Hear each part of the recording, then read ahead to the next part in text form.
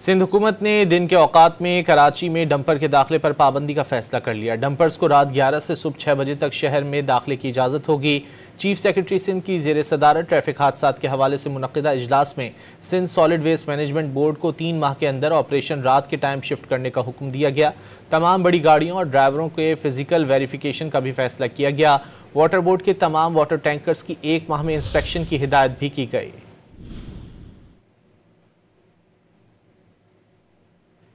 सिंध हुकूमत ने दिन के औकात में कराची में डंपर के दाखिले पर पाबंदी का फैसला कर लिया। डंपर्स को रात 11 से सुबह 6 बजे तक शहर दाखिले की इजाज़त होगी।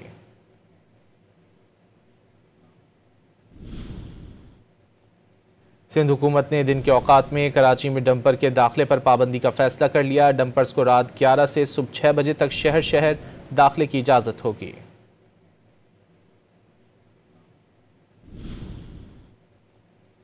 सिंध हुकूमत ने दिन के औकात में कराची में डंपर के दाखिले पर पाबंदी का फैसला कर लिया। डंपर्स को रात 11 से सुबह 6 बजे तक शहर दाखिले की इजाज़त होगी।